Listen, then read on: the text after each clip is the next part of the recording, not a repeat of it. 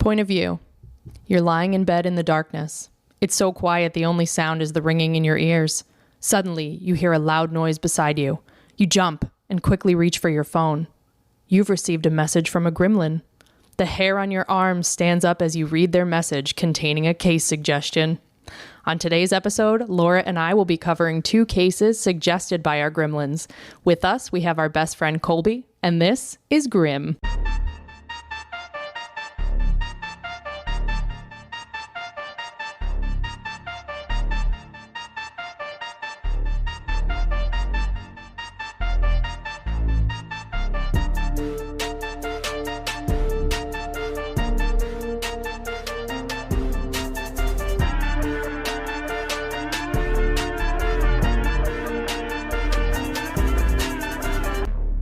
Oh my, the hair on my arms actually stood up when you said that. It's so good. I think the ringing in your ears is a repeat from the cemeteries, but I love like when it is that quiet, you genuinely can hear ringing in your ears. So I think that really portrays what I'm going for. Mm-hmm. So this week is different. We're doing listener suggestions. So they're just cases that are a little bit smaller. They don't have 17 books written about them. So that's a disappointment for me and Laura, but we got by anyways. My listener suggestion case is the tragic murder of Samantha Josephson, which has also been called the Uber murder. I remember hearing about this case in the news, but this case was actually brought back to my attention by a listener who's from the same town in New Jersey as Samantha. So thank you so much to Day D'Amico. Woo! Go Day! We love you, and we love all of our gremlins so much. Day shot us an email at grimcrimepodcast@gmail.com. So thank you so much, Day. And if you'd like us to cover something on an episode or just want to say hi, give us a holler because you'll make our day and we would love to make yours too. Aw. I know. It's so sweet. I read a lot of articles, watched some of the trial on YouTube, and also listened to a great recap of the trial on the Court Junkie podcast. Ooh, that sounds like right up my alley. I haven't heard of that before. I didn't realize when it said Court Junkie that it was a recap of the trial, but there's clips of the testimony and it was really great. Awesome. You'd think I would have put 2 and 2 together, but alas, I did not. Somebody really enjoys the basketball court or like a racquetball court. They just love all of the courts. Courting women. You know how much we love the words that have 2 meanings here on Grimm. We love it. You know, organ miners. I was going to ask about Uber. Was it Uber like the biggest murder, like to the nth degree, or I know it's the car. I was thinking it, and I couldn't help it. So it is Uber, as in the ride share. Gotcha. Though it is a large murder, I guess, too. Aren't all murders large? Anyways, it's the murderiest murder. Let's jump right in here and talk about Samantha Josephson. Samantha went by Sammy to her friends and family, and she was the daughter of Seymour and Marcy Josephson. She grew up in Robbinsville, New Jersey. I couldn't really find much information about Sammy's childhood, but I think it's safe to say that she grew up in a loving home, and she was described as just a wholesome, small-town kind of girl. At 21 years old, Samantha was a student at the University of South Carolina, where she was studying political science.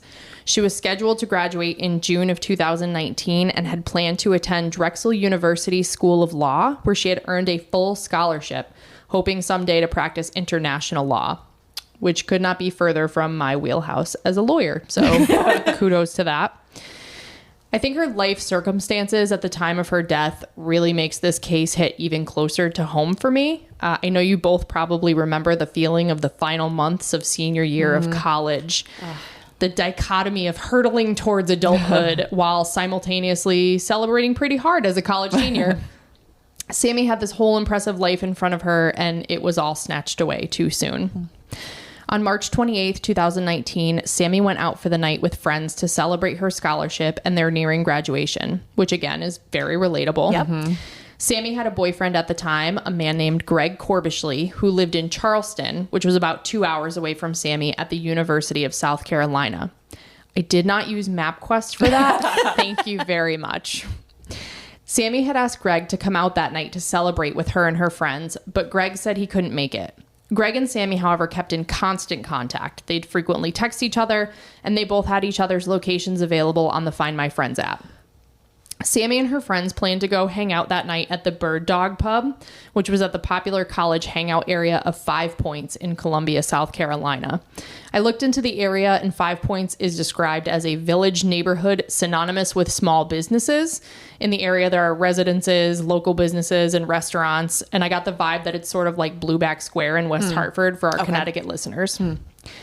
So Samantha and her friends left for the Bird Dog Pub around 12:15 or 12:30 a.m., This is not relatable at all for me, and I know it's not relatable for Grandma Laura over there. No.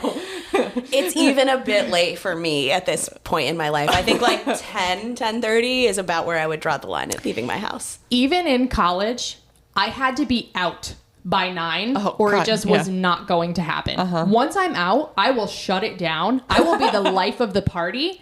But if you don't get me off my couch and out of the house by 9, it's over. There's like a window, a couch window. The window slams shut, the jammies go on, and it's over. It's just over.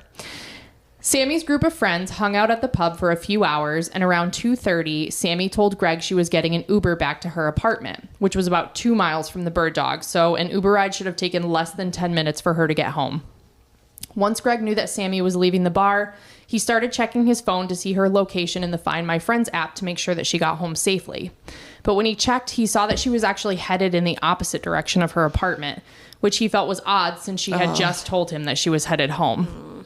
He texted her and called her, but there was no response, and his text said delivered, but he never got a read receipt. He reached out to her on Snapchat as well, also no response. Her location stopped being shared with him around 2:40 a.m., which had never happened before in their relationship. The phone either died or turned off, and her last known location was Montgomery Avenue, which was only 5 miles from her home. Greg was slightly concerned, but not alarmingly so. He called her roommates to see if she was home or if anyone knew where she was, and they didn't. Greg went to bed around 5 or 5:30, thinking that Sammy must have lost her phone and had gone to someone else's house for the night. Oh, I mean, that's a fair assessment that maybe her phone got stolen or something, and he called the roommates. He did. That's good of him. Also, who goes to bed at 5 in the morning? I was just going to say, I saw your face. Did you see her face? It did a thing. Well, then I was like, all right, well, maybe he was staying up worried, but I'm waking up at that point, like from having slept. Yeah, I actually do prefer to see 5 o'clock coming at it that way than when I have to wake up to an alarm to it the other way. I'm with you. I do a much better job staying up until 5 a.m. than I would ever do it waking up at 5 a.m. Yeah. Colby, do you remember the time we pulled an all-nighter studying for an econ test, and then I went back to my apartment, and then I did not go to the test because I fell through asleep? it? Yes. Yeah, that's a real story. Real bad. Was it the night we went to the Red Sox game and we hung out on the Green Monster? Yes. And we met state troopers from New York and hung out with them all day? And then drove home really, really late. I'm shocked we didn't end up on this podcast at some point in time. That's funny that my brain thought we were studying, though. We were studying in our own way, you know? You were studying the book of life. Yeah. It was econometrics, baseball, sabermetrics, econometrics. Like there was a synergy there, so we just went for it. Those are words. Yeah. They are words. Those are words. They're English words, yes. Okay. Anyway. So around 11 a.m., Greg was woken up by calls from Sammy's roommates saying that Sammy had never returned home and no one had heard from her. Now Greg was worried, and he headed to Columbia because he hadn't heard anything from her either. When Greg got to Sammy's apartment in Columbia, police were speaking to her roommates about Sammy's last known whereabouts and where she could be. Columbia police issued a BOLO, which stands for Be on the Lookout, which included a picture of Sammy. The police, Greg, and Sammy's friends went to the last place they had seen her phone to look for any clues and ask if anyone had seen anything. They also went to the 5 Points area to look for any video footage. They went to a bar called Breakers, which had a good street view, but they didn't have anything helpful. They then went to the Bird Dog, which did have footage of Sammy leaving the bar that night. They saw Sammy get into the back of a black Chevy Impala outside of the bar. I looked up this video, and with no context, it's just standard footage that you would see on a security camera. It's just a girl getting into a car outside of a busy bar. Sammy just runs up, jumps into the back of this car, and there's a crowd of people standing just feet away. And that's what makes it so chilling, knowing that she was never seen alive again. The group's search for Sammy's whereabouts was fruitless, but Sammy was ultimately found. 2 turkey hunters were in a remote area of Clarendon County, about 65 miles from where Sammy got into the black Impala outside the bird dog when they noticed her body. All of the hair on our arms is standing up For right now. some reason, that just super gave us chills. Yeah. Clarendon County Sheriff's Office was called to the scene, but they didn't have much experience with crimes like this, so they called in the South Carolina Law Enforcement Division, which is also known as SLED. The sheriff remembered the bolo that was put out by Columbia Police Department. The sheriff said he ID'd the body as that of Samantha Josephson based upon her clothes and appearance. At this point, the only lead the police had was the black Chevy Impala that they had seen Sammy get into. That night, the police went out to search the 5 Points area, and they found it. They saw a vehicle matching the description, and one of the Columbia officers pursued the Impala. The officer turned on his lights to pull the car over, and he approached the vehicle around 3:30 in the morning. The driver was initially cooperative, and the officer noticed a strong odor of marijuana emanating from the car. The driver admitted that he had smoked earlier in the day. The officer asked him for his ID, but the driver said he didn't have one on him. At that point, the officer asked the driver to step out. The driver put his hand in his pocket, which put the officer on high alert, and then the driver took off running into the night. Oh. Other officers pursued the driver on foot, and the officer who pulled the driver over focused on the vehicle. Inside, he saw a rose-colored iPhone between the driver's side seat and the center console and a set of keys. He decided to pause his search because he said he could see a lot of evidence in the car. He saw large amounts of blood, footprints on the window, and cleaning supplies, including bleach. Oh, no. Oh, the footprints on the window are breaking my heart. Yeah. Oh. The officer called in evidence technicians so that the car could be properly processed, and in the meantime, the officers caught the driver and detained him. The driver of the vehicle was Nathaniel Rowland. The police spoke to Nathaniel's girlfriend, Maria Howard. Maria had only been dating Nathaniel for a couple weeks at that time, and she provided additional information to the police and also testified at Nathaniel's trial. On March 28th, Nathaniel and Maria hung out at her apartment. Nathaniel normally didn't stay the night with Maria, but they planned for him to stay that night. Maria doesn't like staying by herself, and Nathaniel promised that he would be there when she woke up. Maria went to sleep around 1:30 in the morning, and Nathaniel was downstairs on the couch at that time. But when Maria woke up at 6 a.m., Nathaniel wasn't there. He had 2 phones, and he didn't respond to Maria's calls on either one. Maria was annoyed because he was supposed to bring her to work that day, and he'd also promised that he would get her work shirt cleaned the day before. Nathaniel pulled into her driveway a little before 7 in the same clothes he was wearing the night before. He didn't have Maria's work shirt when she asked him, and then Nathaniel said he had to go real quick because he had to take his nephew to school. He was only gone for 10 minutes, and Maria said that his nephew lived about 30 minutes away, so that was clearly a lie. When Nathaniel returned, he had Maria's work shirt, but it was wet. Maria asked him where her work visor was because it had been in the back window of his car the day before. He told her it was in the country. Oh, okay. He put it out to pasture. As one does. She asked why it was in the country. He said because it had blood on it. Oh. Maria asked him why. And he said, mind your business. I would most definitely mind my business at that point. Oh, yeah. Well, no, I wouldn't. You wouldn't? No, No. I wouldn't. I'd be like, it is my fucking business because it's my visor, you bitch. Like, And the next listener suggestion is the tragic murder of Colby. Maria got in the car with Nathaniel to go to work, and when they stopped for gas, Maria noticed the dried blood on the dashboard, in between the seats, and in the back seat. She also noticed there was a sheet draped over the back seat and onto the back of the driver's seat, and she could see blood on the part of the seats that was not covered. She asked Nathaniel why there was blood in the car, and he again told her to mind her business. that one I may mind my business on. I might be like texting you like, oh guys, some shit is going down here. Maria said Nathaniel looked tired, and she let him keep her house keys so that he could rest at her apartment while she was at work. I guess the blood in the back of the car really didn't faze her at that and point. like a few weeks they've been dating. Yeah. Yeah. She can't know him that well after a few weeks. Like, I would be highly suspicious and not let this individual hang out at my house. If my husband that I've been with for 10 years came home with blood all over the back, I would be very concerned. But you'd be like, do you need help hiding the body? true. Because it's your husband. Yeah. But first concerned. Concerned. Then helpful. Yeah. And then a co-conspirator. It just eases right into it. Nathaniel took the keys and he said he would clean his car while he was gone and then he'd pick her back up at 2 o'clock at work, but he never showed. A coworker brought her home where Nathaniel's car was parked outside. Maria pounded on the door because he had her house keys, and Maria said when Nathaniel opened the door, he looked shook and was still wearing the same clothes that he had been wearing when he dropped her off and from the night before. Maria took a shower after her shift at work, and when she got out of the shower, Nathaniel was outside cleaning his car with bleach. Maria needed to run errands, and Nathaniel agreed to let her drive the car. While driving, Maria said Nathaniel continued to clean the car with wipes, and he was wearing blue surgical gloves and was even using a hunting knife to try to clean the crevices. Something about a barn door and cows already... Is it cows that have already been out? I should try that again. What?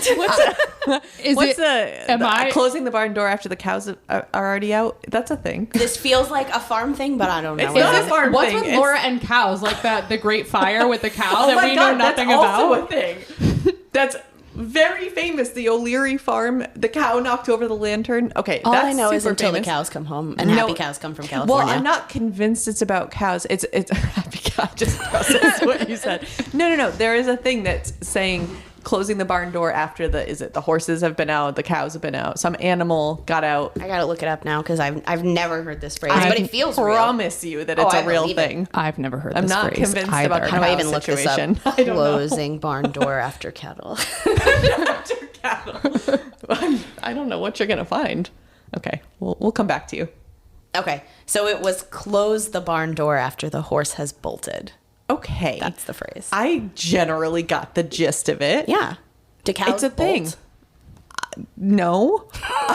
Laura she's got a thing for the cows. She loves them. I have a thing for misspeaking colloquial. How do you say that? Colloquialism? Okay, it's a really hard word. I can spell it, but I can't say it.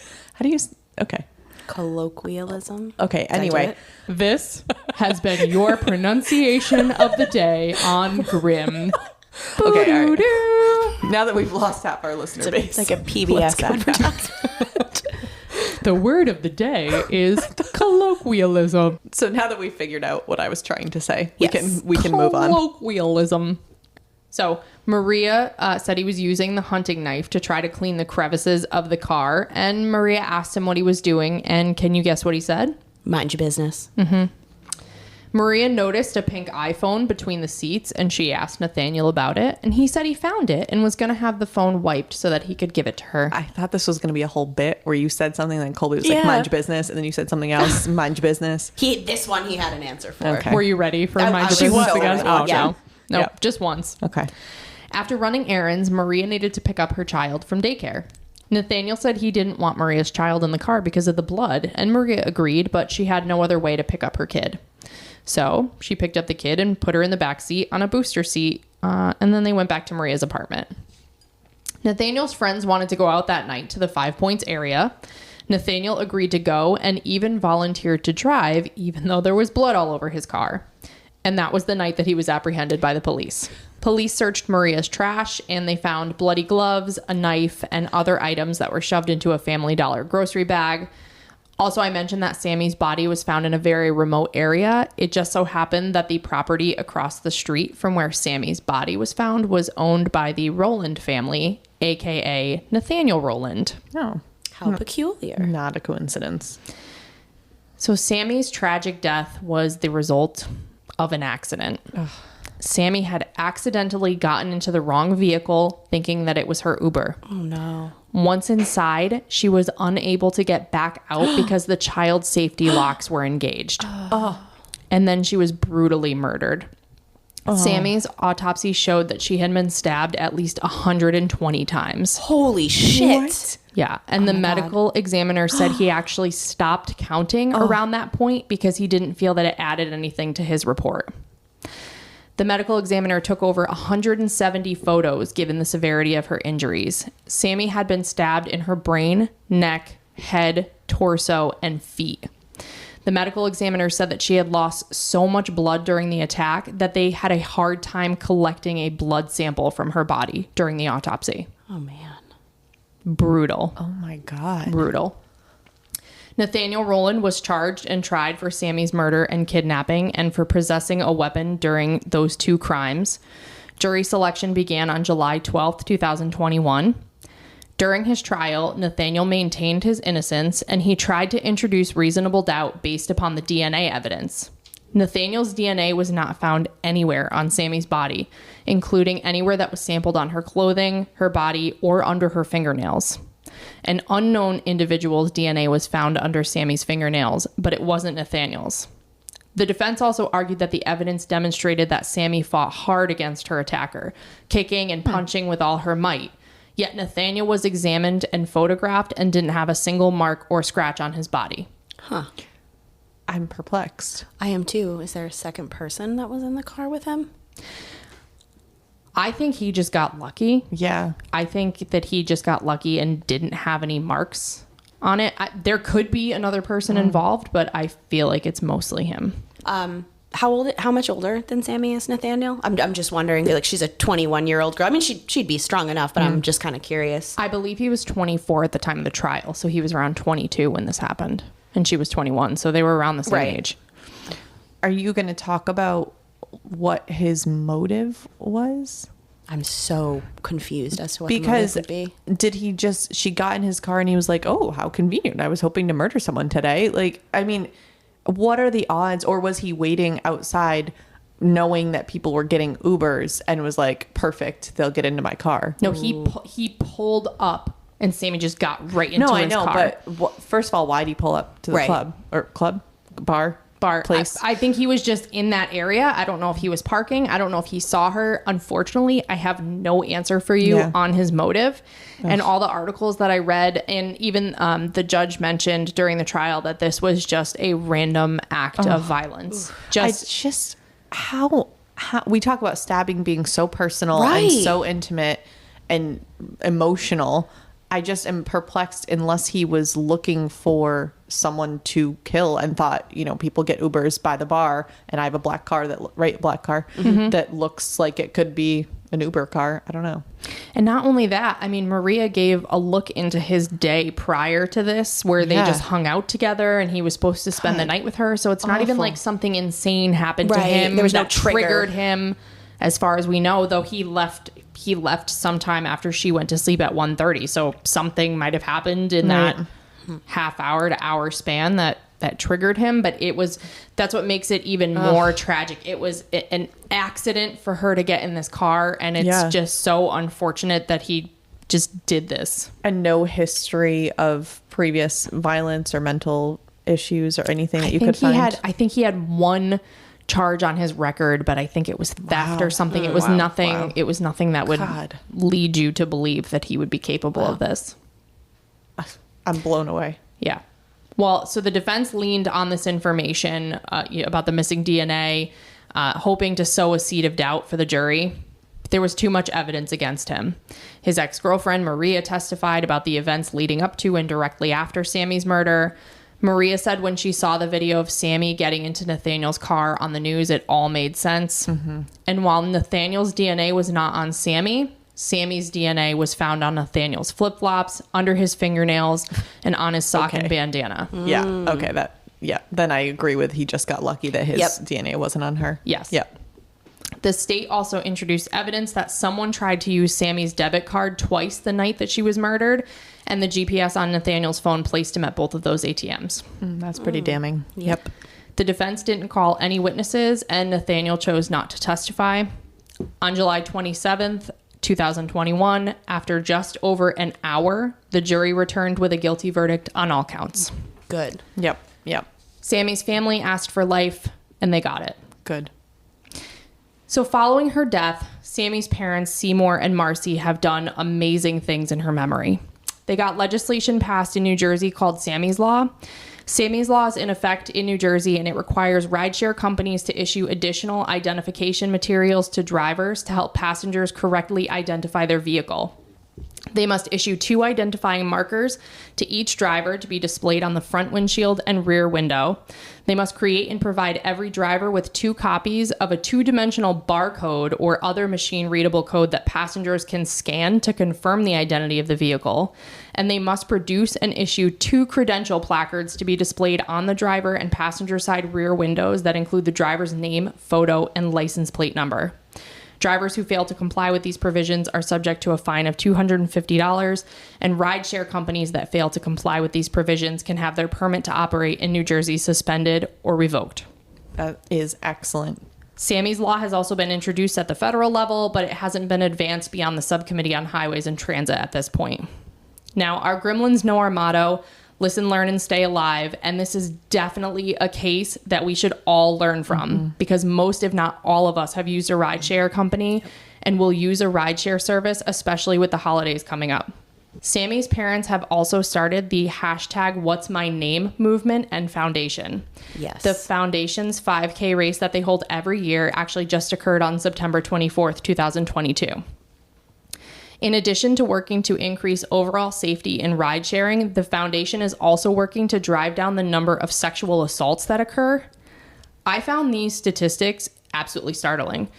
In 2017 and 2018, there were over 10,000 incidents of sexual assaults reported and over 29 deaths. Holy shit, 29? In 2019 and 2020, Uber said it received 3,824 reports of the 5 most severe categories of sexual assault, ranging from non-consensual kissing of a non-sexual body part to non-consensual sexual penetration, also known as rape. So this is an extremely worthy cause that these parents are working on, especially with the increased popularity of ride sharing. Yep. Those statistics are startling to me, and I would like to never order an Uber ever again now. Seriously. Okay, thank you. There's a very informational page at whatsmyname.org where you can read more about the foundation and can also donate to the cause. But one of the biggest takeaways from the site is to always ask, what's my name? I'm going to cry. Oh, Marina. Oh, no, her, like, the phrase, shit. Oh, no. Oh. I'm not gonna be able to get it together. Do you want a second? Yeah, pause for a second. Okay, Marina's back and has composed herself. And Yes. I think, we debated, do we restart that whole kind of part and edit? But I think it's a good reminder that we really do think about the people in these cases, and it really does affect us, even though this is a generally fun podcast. These are real people. Yeah. And that's, especially with Marina being a parent, I think it's just hits home. And Sammy could be any of us, because Exactly. how many of us have gotten into an Uber or a Lyft and just said, are you so-and-so? Right. Instead of saying, who are you? And like, who am I? We offer the information pretty freely. Yeah. We've all been her. And that's why this is so important. So I'm going to get this out. Yep. One of the biggest takeaways from the site is to always ask, what's my name, and remember hers. And Sammy stands for stop, ask, match, and inform. They say stop, plan ahead. Before you request a ride, think about where you're headed and review the safety features in the app so you know how to use them. For example, Uber now offers a verify my ride feature to ensure that people are getting into the correct vehicle. Uber will send the passenger a 4-digit PIN, and the ride cannot start until the driver enters the correct passenger PIN into their phone. Oh, That's like that. really smart. Yeah. Ask stands for ask your driver, what's my name, to confirm they have booked a trip with you through the ride sharing app. And like Colby said, don't get in and say, are you here for Colby? Yeah. Are you this Are you person? David? Yes. Yeah. You ask them to give you the information. Match is match the make, model, and license plate of the car with the one displayed in the app. And inform, share the details of your trip with a friend, and utilize the share status function in your ride sharing app, which is available with both Uber and Lyft. And finally, before you get in the car, check the door to make sure the child safety lock is not engaged. If you don't know what that is, Google it, look at it on your own car. It's most often on the inside edge of the passenger doors, and it's a small switch or knob that can be engaged so that the doors cannot be opened from the inside. I saw an article about someone who went viral because they said they always check the doors once they get inside. They said they get in the vehicle, shut the door, and then try to reopen it to ensure that the child safety locks are not engaged. However, with that strategy, if they are engaged, you're now already locked in that vehicle. So you know what? Take the extra minute, pull out your flashlight on your phone, and check the door before you get in. It's better to look absolutely paranoid and know you are safe than to end up locked inside someone's vehicle. I'm actually glad you explained that because I don't have children, and I think I know now that you said it out that way, that that's what the child lock is.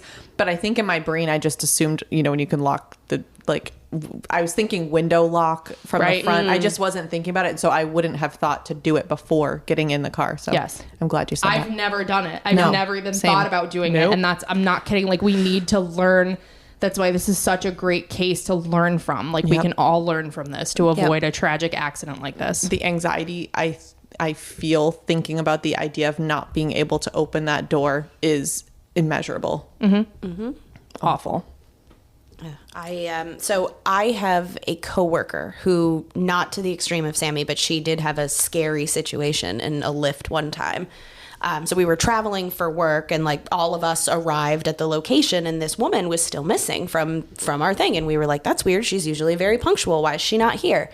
Well, she showed up the next morning, and she explained to us the reason she wasn't there was because when her Lyft came to pick her up to bring her to the airport, she noticed that there were two people inside of the Lyft, like a driver and a passenger. So this is another thing. You should never get into one of these rideshare vehicles if there are two people in the front of it. Like, I'm not talking about like an Uber pool or anything like that, but do not get in if there are multiple people. So she did. And they had an explanation for it. They told her, her ride was scheduled in the morning. Like, the woman usually does Bible studies early in the morning, but she wanted to make sure she could get her to the airport. It's too much backstory. So her husband came along and was going to drive while she did their Bible studies.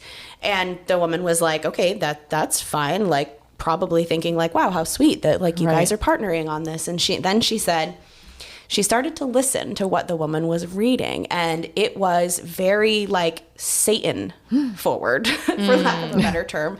And she was saying, I'm not super religious. Like, I have not read the Bible cover to cover, so maybe there's some stuff in there. But she said it was like very focused on like rituals and Satanism and whatnot. And so she started to get worried because she was like, okay, this is a weird situation for me to be in.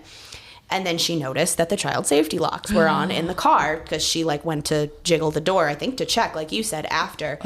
And then she started to get really sleepy. And she said that the guy in the front like had some kind of a mask on or something like that, and she was convinced that she was being gassed. So she said she absolutely lost her shit and started pounding on the window and kicking, and he pulled over on the highway and just kicked her out of the car and left her on the side of the highway. Best case scenario. So I think her flipping out was enough to deter this particular group of people. Like, maybe they weren't planning to murder her or do something else, but like I was very terrified after I heard that story, and I actually didn't use Lyft for a while because I was like, oh, well, if Lyft is not going to vet their drivers and do this, but it's not a Lyft problem. It is an all rideshare company thing. And I think about all the times that we've gotten into a car and not done the proper checks. Oh, the other thing is, if they ask you where you're going, you're never going somewhere alone. You're not going to your apartment. You're going to your friend's house. Your friends are there. They're waiting for you. You're texting them. You're never going to be anywhere alone.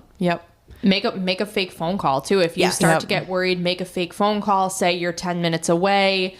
I'm going to share my location with you right now so you can see where I'm going. I mean, anything. There are TikToks where people do fake phone calls and you can play them because then you have the other audio or something and you can be on speaker. I think that's a brilliant idea, and I would highly encourage people to save one of those videos to their phone. I think the other thing is just, if you're uncomfortable, get yourself out of the situation. It doesn't matter if you're being ridiculous. It doesn't matter. You're not offending anyone, and if you are, that's ridiculous too. So just, if your ride pulls up and you get a bad vibe, take the 1 star for canceling your ride or whatever it is. Take the hit on your rating and just call it intuition, and better than a hindsight is 20/20 situation. I'd rather look ridiculous than dead. So exactly, every time, especially if your dead is like the corpse bride. Then I really don't want to look dead. I really don't want that afterlife. No. So thanks again, Day D'Amico, for thoroughly depressing us and making me cry on the podcast. We love you so much. We do love you, though. We do. We do genuinely love you. It was an awesome case. And to your point, like, listen, learn, and stay alive. I think that this is an important one because there is a lot we can learn about how to be safer in these situations. Exactly.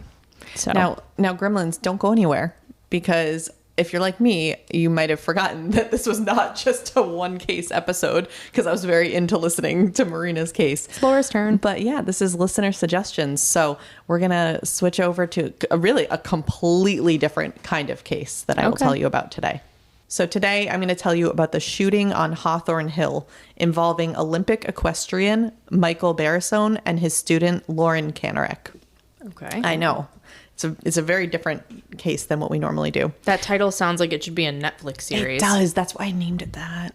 Yep. And you had horses growing up, right? I did. Me too. Yes. I realized how very little I know about horses, having talked to people and reading this. I was like, wow, I don't know anything. I was such a nerd. Like, we had I worked at a horse barn after school to pay for my lessons at the riding facility. Aww.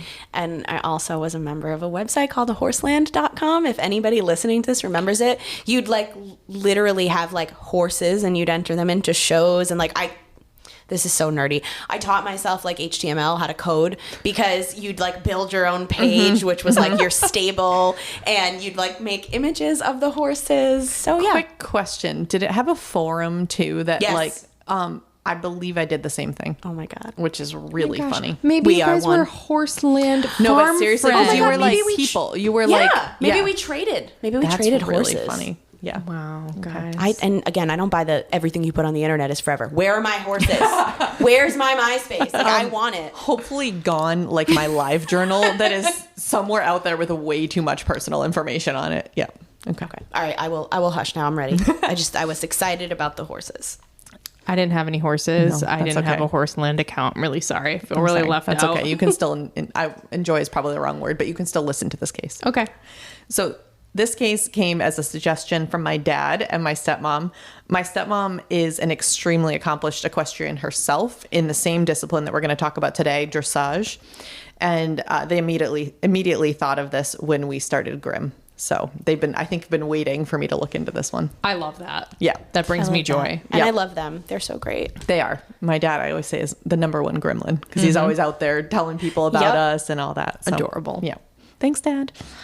So when I began to look into what happened in this case, I will admit I kind of thought, like when they first told me about this months ago, I kind of thought it was a straightforward case where an innocent woman was attacked. But this is also the first case where I've actually had the opportunity to interview people, which was really intimidating, actually. So thank you for those who talked to me. And I'll say, so they're kind of tangential to the case. So definitely not involved in it, but they know Michael. And so that, along with my research, paints a very different picture. Ooh, interesting. Mm-hmm. Michael experienced one of my worst nightmares. I think I've mentioned it on here before. By sheer bad fortune, he crossed paths with someone who ended up ruining his life, and he just could not do anything to stop it. So that's one of my personal fears, that just what if you happen to run into someone and they decide that you're their target. So to that point, my conversations also gave me a greater appreciation of what we mean by true crime. We've said it before, but I really want to emphasize it. And especially after listening to the Uber case, these are real people living real lives. It's easy for us to sit here and talk about it, but they don't get to just listen to one episode and then move on. This is their lives. So with that, I do want to just add a disclaimer that I am a novice researcher. I am not a professional investigative journalist. And while we put a ton of effort into bringing you the facts, the reality is we genuinely don't know. Even when cases are decided by a jury in a courtroom, we all know that life has a lot of gray. So I'm excited to share the story with you, but I'll emphasize that these are just the facts that I was able to gather, and any opinion here is just that, an opinion. And also, in a shocking turn of events, what started out as a quick case to split in an episode with Marina took me deep into researching all of the details, but I'm not going to share them all with you tonight because we would be here all night. I did watch parts of the trial on YouTube, and it's still out there if you want all the details yourself. I think the fact that this turned into a extensive research project for you is the most shocking fact you'll tell me all night. I'm just aghast with that information. I know. It's really, I don't know how to do it small. I don't either, as we'll see with the next episode. Plural. So I will do my best to present the story, but I'm just acknowledging that there are likely many nuances I may not capture. And I mean, literally all of the 3 or so weeks of trial is out on YouTube. It was very captivating, but I just couldn't watch every detail of it, and I'm sure I missed some. So anyway, enough disclaimers. We can get into it. Okay, so I'm going to start by telling you a bit about the dressage world. And let's first talk about what dressage is. In my opinion, it is magic. The rider guides the horse to perform a specific set of motions that require highly precise direction. And it kind of reminds me of gymnastics, like in the Olympics, where you see the gymnast has a routine that they're judged on and they get extra points for each move. And then if they connect them, what results for dressage is effectively a graceful ballet by a 1,000-pound animal. It is absolutely beautiful, and it's mesmerizing what the riders are able to have the horse do. Sometimes it literally looks like they're floating. I don't even think you can picture it. I definitely recommend going out on YouTube and looking in between your trial viewing, but go watch some of the Olympics or Grand Prix competitions. You could just search for dressage on YouTube. I'll pause for a second for Marina and Colby to watch this. Okay, so we saw a couple videos of what that looks like. What do you think? I'm still watching it. Yeah. It really looks like the horse is floating. It's beautiful. It's crazy. I'm extra impressed that someone can get a 1,000-pound animal to do that when I can't get my toddler to listen to me for 5 seconds. So kudos. Seriously, it takes a ton of skill, a ton of practice. So with any sport, to get to the Olympics in dressage requires extreme dedication and skill. And this is exactly what longtime rider and trainer Michael Barisone had. From his bio, he and his horse Neruda solidified their place in the international dressage ranks in 2006 with 2 Grand Prix wins in Florida. Then they traveled to Europe and gained valuable international experience against some of the world's best. They then returned to the US and performed well in many other prestigious events, leading him eventually to become an alternate for the 2008 Team USA in Beijing. In addition to his own accomplishments as a rider, he was a legend of a trainer. He coached many other Olympic riders, and people literally travel across the country to train under him. He was so well known that he even, I'll say quote unquote, because he definitely didn't actually train, but he trained Stephen Colbert on an episode of the Colbert Report. So pretty funny if you want to check that out. That's really impressive because I think, I know nothing about horses, but when you're doing something versus teaching someone to do something, those are 2 completely different sets of skills. And there are people that are good at doing it, good at training, but to do both is very impressive. And unlike gymnastics, you have both the rider and the horse that you need to work with and consider. So it's just incredibly impressive. And every horse is different too. So just like every rider is. So like there's not a one size fits all kind of thing that you could do. Exactly. So students would train at one of his 2 farms, one in Florida and one in New Jersey. And it was at the barn in New Jersey, known as Hawthorne Hill, where Lauren Kanerek would arrive to participate in a clinic that Michael was hosting in March of 2018. Lauren, also from New Jersey and 38 at the time, had spent all of her adult life dedicated to dressage. Michael must have seen some potential in her and offered her a spot in his training program. So she, with the guidance of her father, who was a former Wall Street attorney, eagerly entered into an agreement with Michael where she would pay him $5,000 a month to train, board her 2 horses, and actually live on the property. Which I saw your face, Colby, when I first said that. It's actually a pretty good deal. Plus, boarding horses is very expensive. It is incredibly expensive to board horses. And you mentioned this in the beginning, but it's not uncommon to have a student living or working at the barn to take care of the horses in exchange for training. I went to horse camp too, guys. Yep. Oh my gosh. Did. Maybe you should have done this case. Oh God, I'm such a nerd. I love it though. However, the arrangement with Lauren was unique. She was living in the upstairs apartment of the farmhouse that Michael was also living in with his fellow trainers, Justin Hardin and Mary Haskins Gray. Mary was also Michael's girlfriend, and all of this was on the property with the barn in New Jersey. Lauren's boyfriend, Rob Goodwin, was also living there, as well as Mary's 2 young children. So definitely a full house.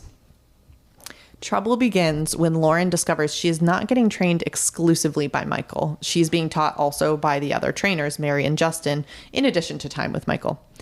This is standard practice, and it makes sense to me. The best example I can think of is an executive chef at a restaurant. I don't expect that my food will be exclusively prepared by the executive chef. They are accountable for the overall direction and quality of the end product, but the sous chef or someone else may actually prepare the dish, and that's completely fine. So that's how I think of it. But she was frustrated with this, feeling that she was paying for something she wasn't getting. And I think when she was failing to be as successful as she thought she was going to be, she blamed it on the fact that she wasn't training under Michael. This story would have been over as soon as it began if at this point she just packed up and left.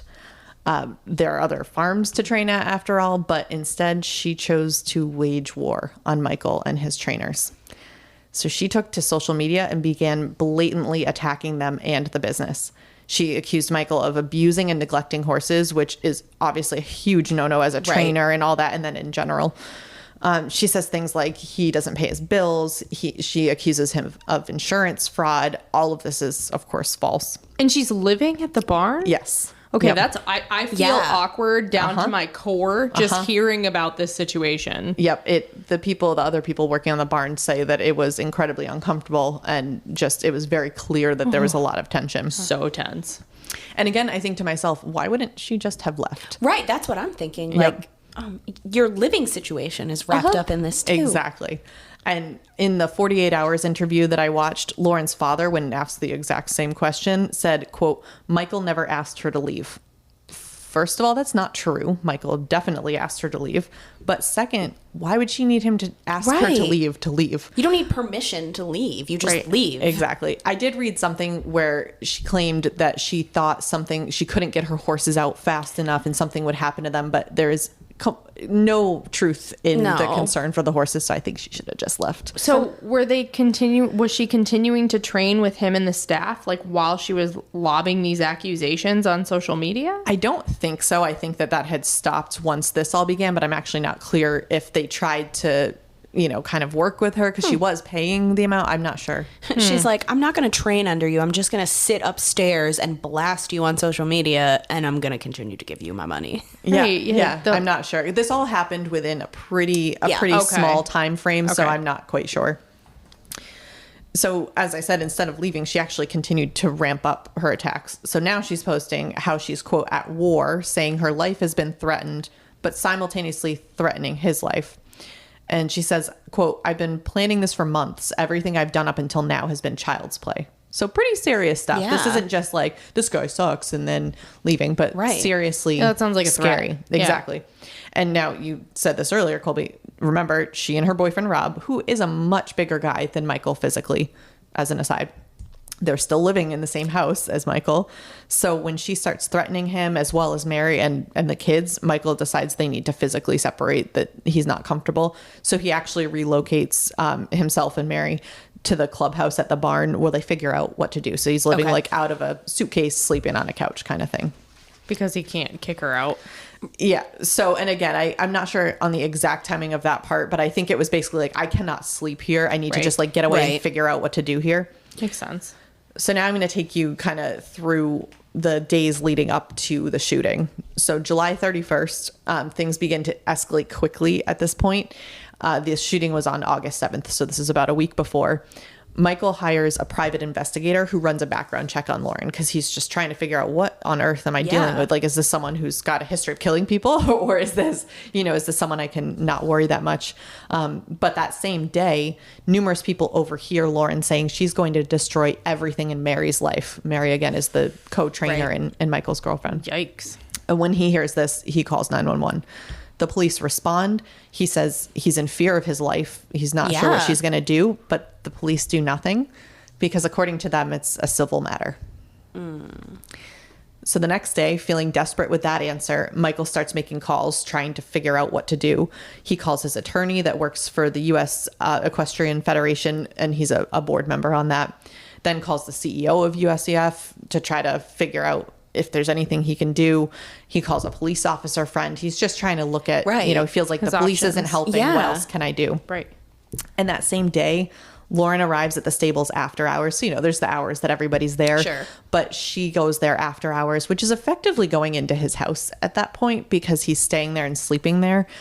He tells her to leave. She refuses. And again, he calls 911. The police arrive and basically say he can't restrict her movement on the property. So Michael hires a private security guard, paying him $100 a night to sit in front of the farmhouse, because at this point, he doesn't know what's going to happen. He's worried about his staff. He's worried about the horses, the barn. He just doesn't know. My face hurts from the confusion on it. From the face that I'm making. Yeah. I'm so perplexed why the police couldn't do anything. Like, it's his, because she was paying him? Like, it's his private I think property. she's effectively renting and he has to evict her. She's a tenant. Right. Okay. Yeah, so I get the eviction, but at this point, it's like a domestic violence. Right. It's like domestic violence because they're living at the same property. So if she's threatening him or bizarre. Yeah, and this is why I struggle with the shorter cases, because I don't know exactly what happened I know that he specifically said, "I fear for my life" in those 911 calls, but I don't know exactly what the police said. I don't know exactly what the terms of her lease were and all that, which pains me because I must know all the details. There's no book? No, there isn't. So at this point, Michael's not sleeping. He's paranoid. He's really upset. So the next day, he and Mary decided it is not safe for her 11-year-old son, who had been living with them, to stay there. So they send him to live with his father. Her daughter's at camp, so the kids are safe and away. The next day, maybe sensing their fear, Lauren continues to ramp up her online attack. So on August 3rd, this is 4 days before the shooting, she posts, quote, "Everyone should be worried. I'm not responsible for anything my other personalities do when they're threatened." What? Exactly. I really don't understand how there's not more intervention at this point. Yeah. These You're are gonna- like blatant threats, in my opinion. Agreed. And I think that's where a lot of the outrage with this comes, is actually at the police. And I think, again, I didn't do all of the research, but I believe Michael actually sued the police for not intervening because of all this. I mean, this is twice now that he's called the police. Well, it's like, oh, look, there's like a week's worth of threats leading up to a crime. Right. What a shocker. It's not like anybody could have predicted this would happen. Exactly. Yep. Yeah, the whole let them resolve it themselves bit is just not working out in this No. situation. No, and You think they'd get that? it's not like, I understand she was living there and you shouldn't just like kick someone out, not knowing the situation. You shouldn't just kick someone out, but it just feels like there are other things that could have been done. So at this point, Michael sees that private conversations of his employees are being posted verbatim online.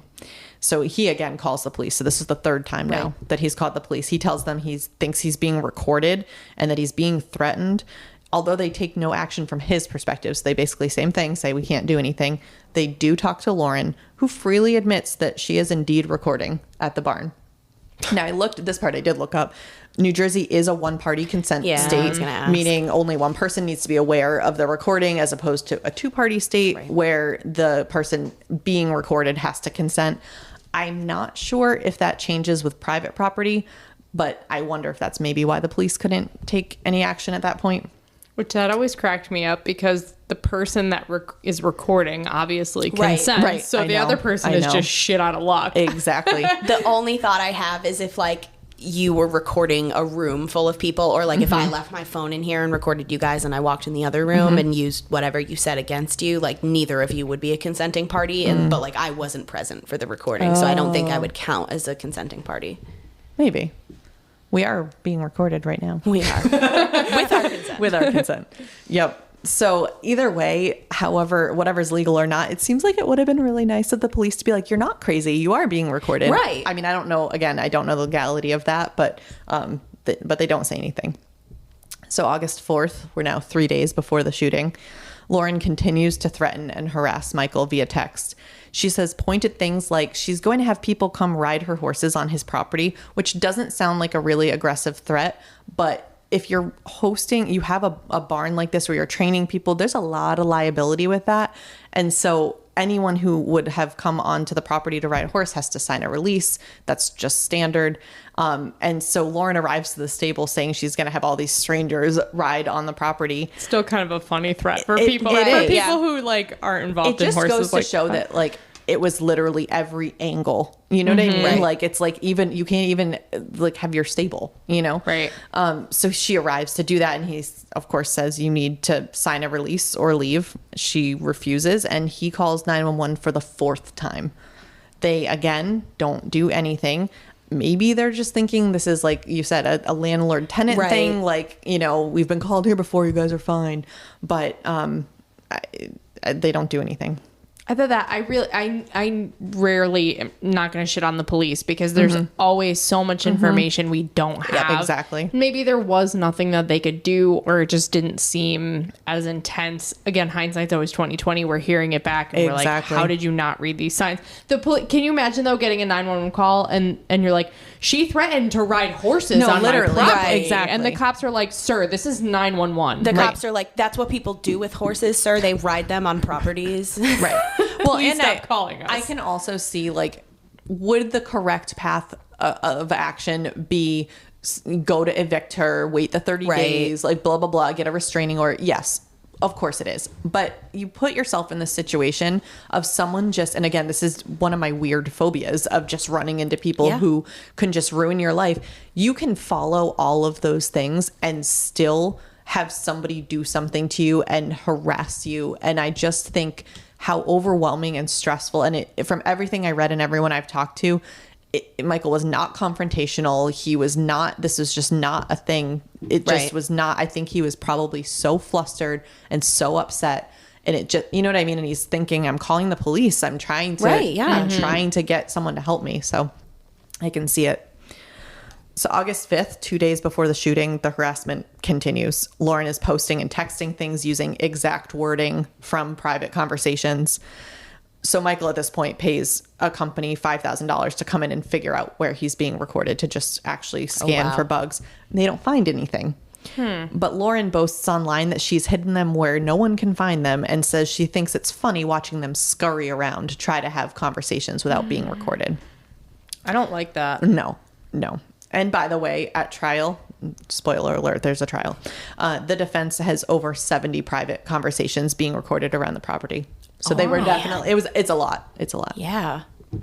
So at this point, Michael does try to go the route we were just talking about and has his lawyer send a 3-page letter laying everything out and telling her to leave. But then, of course, at this point, he's worried about Lauren's retaliation to this letter. So he, again, he didn't call 911 this time, but he did go to the police department with a bunch of evidence and a bunch of proof asking for help. They don't even let him in to have, sit in the office. They send him away and say, basically, we've already talked to you. Yep. Not helping you go. I don't know what they told him to do, but did not help him. August 6th, it's been nearly a week since Michael first called 911 about this. And as I said, I can't imagine how helpless you'd feel at this point. Because at least for me, having not been in trouble with the law at all, I think I need help. I'm going to call the police. And to feel like you went down that path, you called people in authority that you knew, you've gone to the police, you've tried, to get some help. I think that I would have just felt that I could not escape. So unfortunately for Michael, it's only going to get worse.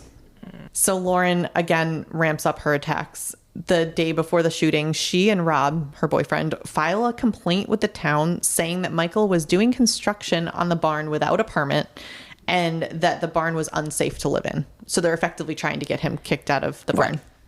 And by the way, Rob was actually the one doing the construction on the barn. That illegal construction being done here that my boyfriend is being paid for handsomely. So as a result of this complaint, the town comes to the barn and says, you can't live there, and kicks him out.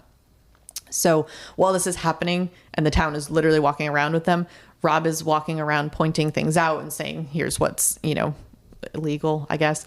But at one point, while the people from the town are focused on something else, Rob looks at Michael, makes kind of a gun with his fingers and mouths, get ready.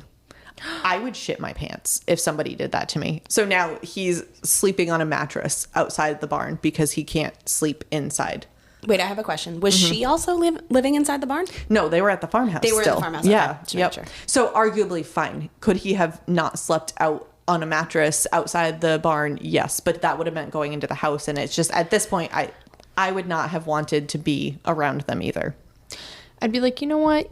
You can have the barn. Yeah. You can have all of it. I'm just going to go now. Okay, thanks. Bye. Yeah, it just, and you think about, this is a man who has been extremely successful in his career, this is one of his 2 very successful barns to train at. And someone is just threatening all of that. I would be destroyed. So on August 7th, the tension that has been increasing ever since Lauren set foot on the property would boil over. The tipping point came when she submitted a complaint about Michael to Safe Sport. Safe Sport is an independent organization authorized by Congress intended to protect athletes of all sports from emotional, physical, and sexual abuse and misconduct. And I believe this was spearheaded from the horrific abuse in the gymnastics community by Larry Nassar, which led to the Protecting Young Victims from Sexual Abuse and Safe Sport Authorization Act of 2017. Right. And that is an incredible story in and of itself. I highly recommend Athlete A on Netflix if you haven't seen it. It's all about how that trial came to be. Anyway, the intentions of Safe Sport are admirable. However, Lauren abused this avenue. I was going to say, what abuse is Lauren the victim of at this point in time? So she submitted a report accusing Michael, among other things, of sexual misconduct against Mary's children. So not even against her, against Mary's children. So it's really fucked up. Extremely. Very fucked. And let me say this very clearly. This is completely untrue. Not only do Michael and Mary deny anything of the sort, but previous students of Michael say he never made them feel uncomfortable, and CPS never found any evidence of any misconduct. So it's completely unfounded. I have to say, people abusing systems that are in place to protect other people for their own personal gain, that's, I don't know if you want to call it a pet peeve, because I think everyone hates that, but it just ruins everything. It makes everything harder for people who are using it for genuine reasons, and it just pisses me off. Exactly. Do you know what I like to do to those people? Wish diarrhea upon them. Yes. So I am wishing all of the diarrhea on Lauren at the moment. Yeah. And the worst part is it wastes the resources because they had to go look into it. Right. Which, of course, you would want them to do in the event that anything was true. So they looked into the report that day, August 7th. A caseworker arrived to Hawthorne Hill, and they asked to talk to Mary in the office in the barn. And this causes Michael to have basically a complete mental breakdown.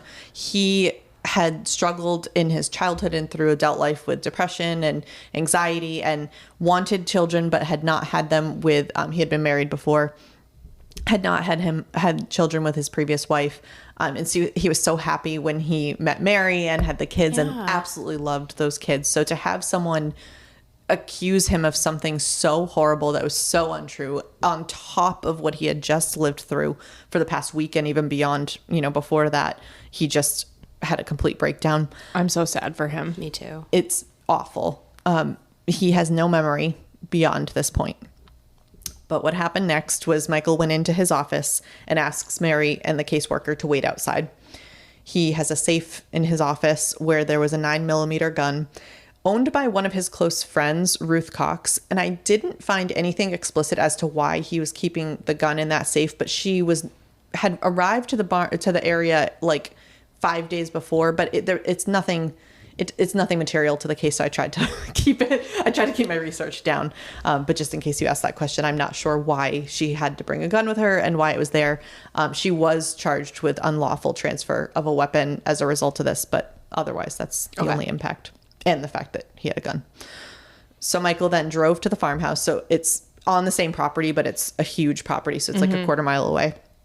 And that is where Rob and Lauren are. Rob describes him as arriving calm and sorrowful.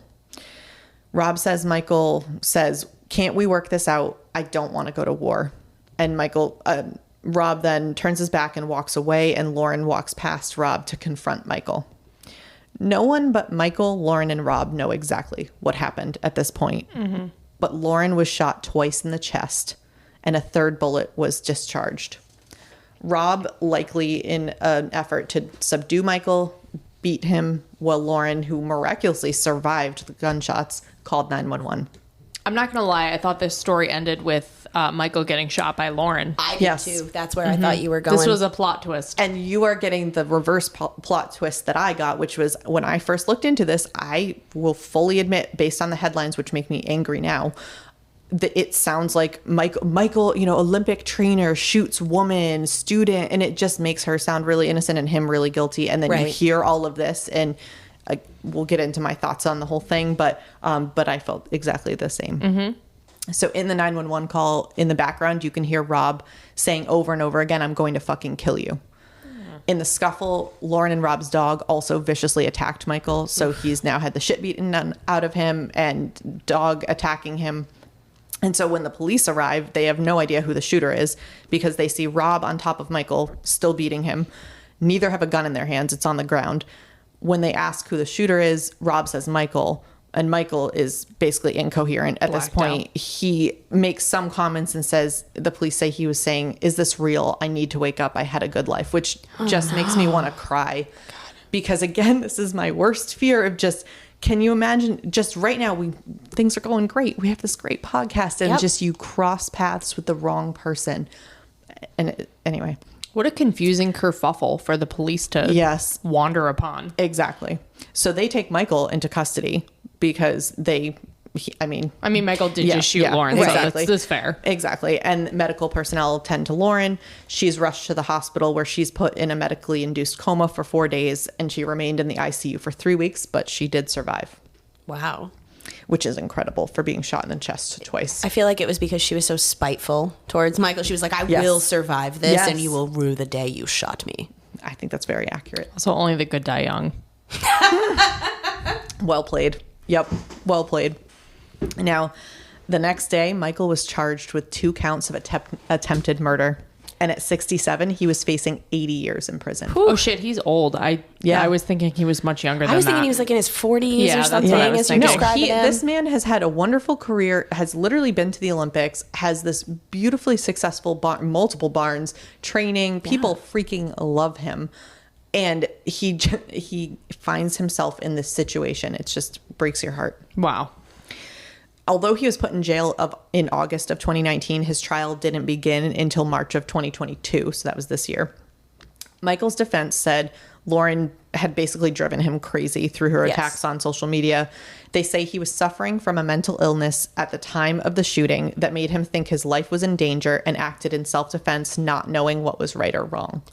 I mean, I would agree that he probably felt his life was in danger, and somebody had records that he had told the police 4 times as much. So to explain further what the defense's argument was, it was not in pure self-defense, which is what I thought originally. Mm-hmm. It was actually, it's the insanity plea. Oh, okay. That he was temporarily insane at the time of the shooting. Right, because she wasn't attacking him in any way. Yep. Now, as I said, Michael doesn't remember anything after telling the caseworker and Mary to leave his office. His next memory is waking up in the hospital, handcuffed to the bed. And just like in the beginning where I kind of had my assumptions, I wanted to say how convenient that you only, you don't remember just the shooting. But he was severely beaten on the head. They really did a number on him. I'll post a picture of him at the hospital. But between this and a mental break, I can completely see that you lose your memory for a period of time. Mm-hmm. Now, the defense had 2 reputable experts speak to this. Dr. Stephen Simmering, a psychiatrist, and Dr. Charles Hassan, a neuropsychologist, testified that Michael battled the uncommon persecutory delusional disorder, which is a fixed false belief of an external reality despite evidence to the contrary. So he believed that Lauren and Rob were conspiring against him and planned to destroy the business, which I would argue is definitely true and was not evidence to the contrary, but... Yeah, sounds about right. Yeah, it doesn't feel like much of a leap to me. No. Exactly. Now, the prosecution had their own expert, of course. Their stance was that Michael knew what he was doing and intentionally shot at both Lauren and Rob, hence the 2 first-degree attempted murder. Okay. Their expert, Dr. Louis Schlesinger, said there was no basis to conclude that Michael had any sort of psychosis or detachment from reality. He gave diagnoses of depression, which Michael's doctors also confirmed, which I mentioned, as well as anxiety and obsessive compulsive traits, but said none of those would have affected a person's ability to know the quality of their acts. It's a fair statement, but I didn't write this in my notes, but the parts of the trial I did watch, I watched the opening. One of the things I watched was the opening statements of the defense. And he basically said, every person has their breaking point. And that really resonated with me because I just think, listening to this case gives me anxiety thinking about it and just thinking about, so a stupid example is when we moved into our house, our next door neighbors, part of the reason we moved into our house was it was nice and quiet in this quiet neighborhood in the end of a cul-de-sac. And our neighbors, now I live in a densely populated, dirt bikes. I live in a densely populated neighborhood and my neighbors on like a half acre have dirt bikes. And I remember thinking, again, this is much less intense, but I remember thinking, I felt so trapped and so upset because I was just like, we just spent all this money on a house and I can't go anywhere. And that is just one tiny little thing. I can't imagine if someone were attacking my livelihood and myself and then eventually accusing me of things like, you know, sexual misconduct against the child. Like, I'm with him. This is another one of those situations where people abuse the system and everyone tries to use a psychotic break as an excuse when they knew exactly what was happening. But this feels like one of those moments where this is a very well-respected person. He has no history of violence. He was cornered. And when you brought his family into it, I could believe that he honestly blacked out and just, you know, acted on this internal, what is that, like caveman instincts, like I don't know, just to protect his life and his business and his family, just like caveman vibes going on. Like I can believe that this would be a person that had that like heat of the moment action. Same. So the jury heard these experts as well as key witnesses, including Mary, the responding officers, and Lauren herself, which again, if you want to hear all of this, you can go into YouTube. It is quite captivating. It's very interesting to listen. Rob also testified. Now, the insanity defense is used in less than 1% of all court cases. And when it's used, it only has a 26% success rate. So for those keeping score at home, that means it only works about 26 times out of every 10,000. It's extremely uncommon and very hard to prove. The jury deliberated for 4 days and on April 14th, 2022, returned a verdict of not guilty by reason of insanity for the attempted murder of Lauren Kanerek. Oh, damn. I know, I gave myself goosebumps on that. Oh, damn. Yep. And he was flat out not guilty for the attempt on Rob. They didn't believe that. You know what? I'm good with that because like she did this. Like she instigated, she lit the fire. Yes. If she would never have attacked him or gone to the extremes that she did, like nothing in his life says that this man would have snapped this way previously. My God, no. And the other thing is, this is the criminal justice system. Its purpose is to deliver justice. This is not a Nathaniel Rowland situation where it is this tragic random act of violence. Like Colby just said, she did this and he snapped. But this is not someone, if they let him back into the community, you're concerned about other members of society. This is not something that is going to repeat itself. No. Like oh my God, she brought this upon herself through her actions.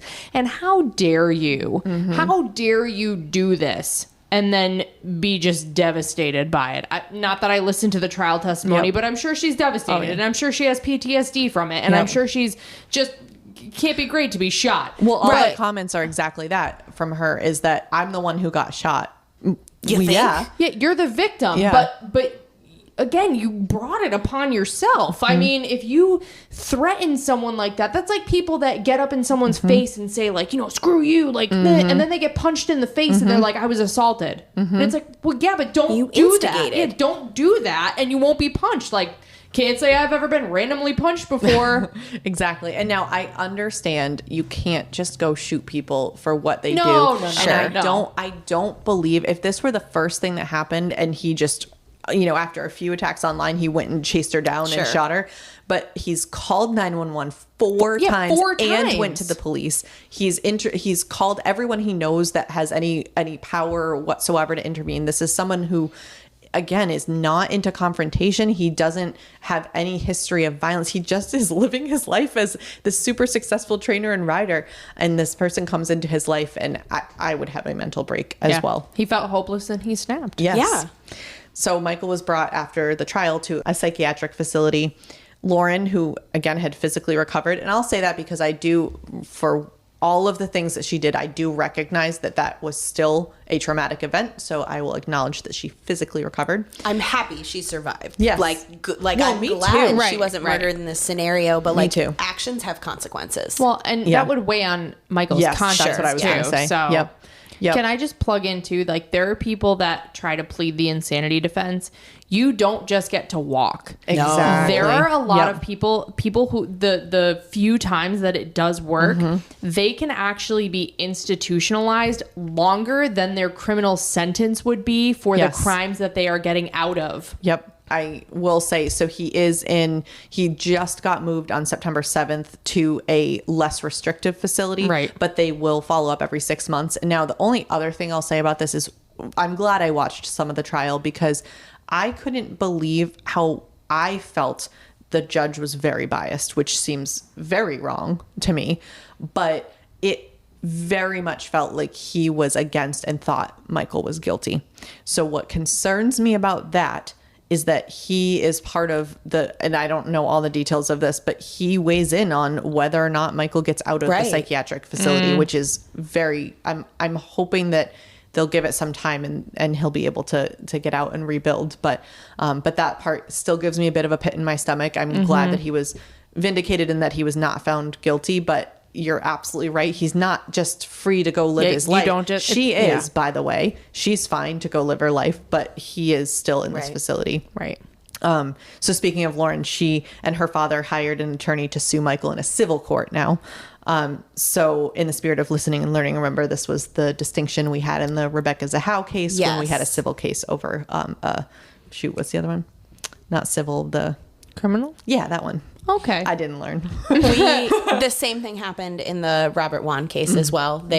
Nobody was found guilty in the criminal case, and then there was a civil case that the men were like, we're going to just settle that real quick. And that is an active, ongoing case, so we'll report back here when we hear anything from it. We'll do a little uppity date. Yes, that was like my bulletin breaking noise. I thought it was Elmer Fudd, actually. No, I could see that, though, as well. I got a Porky Pig vibe, too. That's all post. Like a bulletin? Like, have you ever? Yeah, I got you now. All right. Can't wait for the people who tuned in just to listen to this particular case and are getting the full Grimm experience right now. Yep. Welcome. So, as we said, Michael is in the psychiatric facility. But even if he is released, it will be a long road to rebuilding. But he'll do so with the adamant support of the dressage community. And I really liked his comment at the end of the 48 Hours interview, which I do recommend because it summarizes this pretty well. He said, quote, "I only want everyone to do well with the dreams that they have." And isn't that what we all want? Oh. So that is the story of the tragic events on Hawthorne Hill. Wow. That is crazy and was 100% preventable. Yeah, that's what makes me mad. And again, I wrote literally my general thoughts. Michael shouldn't have shot her. Totally acknowledge that. I get it. But Lauren should have left. Just leave. You could have gotten your horses out. It would have been fine. No other horses were ever in any danger whatsoever. You could have gotten... And get a damn trailer and just get your horses out. And also, somebody who is of Michael's status is not going to hurt your horse because he hates you. Exactly. There are people I hate. I would never harm their dog or their cat. Like, I would take that animal for myself maybe, but I'd never hurt it. No. It's innocent. Like, it was just dumb for her to even think or articulate that was part of her concern because the horse was never in any danger. Exactly. Horses, sorry. Yes. And as I said, there is tremendous support from the dressage community that has rallied around Michael, and he needs it because although he has these 2 successful farms, he's not there running it or doing anything with it. So they are struggling in his legal fees because now he's gone through an entire trial. Now he's facing this civil court. Those are all mounting. So his partner and friend, Laura Osborne, has created a GoFundMe to raise money for this. So I'll post a link in our episode notes where you can donate if you're so inclined. So this was our first episode with listener suggestions. Yes. I just want to say we would like to do these more often. Some of these, people have messaged us about other cases. Like I do have more cases already that have been mentioned. So if you've messaged us, they will go on our list. Absolutely. But please, if there's something you want covered or something in your hometown, or even if it's just smaller, but you think it's interesting or there's something we can learn from it, I mean, let us know because, it's kind of interesting to do these smaller cases. Exactly. And I also think that this was the best first listener suggestion case because the dichotomy between the two cases, one was just this insane, tragic accident where there was no motive and no... there was no way to know that it was going to happen versus the one that you just, the one that you just gave where there's this intense lead up and everyone could see it coming. Though again, I thought that Lauren shot Michael. I really thought that was crazy. What was going to happen too. Yeah. And I'll say, so you've heard like the Rebecca's a How was your sister's suggestion. So we've done other, and your next case is a listener suggestion too. Mm-hmm. So we will do other full episode cases that are listener suggestions, but the split episodes are nice because sometimes we debate, is there enough information to fill an entire episode? Now, I think what I'm learning is we could literally fill an episode on for anything. However, if you don't want to know every, like the history of dressage from the 1700s, then I think we have to split these into two. But it's a nice way if you think that there might not be enough information, we'll figure it out. We'll either do a split case or we'll do its own. So we'll continue to take them even if it's not a dedicated listener suggestion episode. We just like it all. We like to research and tell our stories. It also lets us tell the story. Yeah. Like no story is too small when we handle them this way, because each event in its own, like what happened to Sammy, like it's a small quote unquote story for us to cover on a podcast, but like that's a huge event that had happened, and like her story does deserve to be heard. And same thing with Michael. Yeah. Yep. They're all real people and they deserve to have their story told. I think that's actually what I'm taking away the most from this episode is, again, we always try to think about the victims, and we think about this. We talked about with the Corpse Bride, which is an insane case that is very easy to remove yourself from. And we still think about it. But I think an episode like this really brings it home for me. I can see myself in Sammy, and then I can picture although I am by no means an Olympic trainer, I can imagine just one day your life is going along perfectly normally, and the next you don't even know that you've met someone who's going to ruin your life. So I think it's just really we think about the people in these two cases. Right. So if you want to see the case photos from both of these cases, please follow us on Instagram at Grim Crime Podcast, and on Facebook you can search Grim: a True Crime Podcast. We post, as I said, case photos and other interesting things on both of those. And we would love it if you could rate and follow us wherever you listen to podcasts. We are on Apple Podcasts, Spotify, Google Podcasts, Stitcher, and a whole bunch of other ones. We realized we should just start saying you can listen wherever you listen to podcasts. Yeah, basically anywhere you listen to podcasts. Also, if there's some random platform we've never heard of that you listen to podcasts on and you want to see us on it, just shoot us a message. Yeah, let us know. And we'll just get on there for you because we love you that much. And you can let us know at grimcrimepodcast@gmail.com. And that's where you can send case suggestions, or you can DM us on Instagram. We respond to pretty much everything. Yeah. You can send a carrier pigeon or smoke signals. I was going to say carrier pigeon, so that's weird. Yeah. That's because I think that's what we all go to when we go off of the electronics. We think carrier pigeon. So anyway, with that, Gremlins, listen, learn, and stay alive until next time, because the future is grim.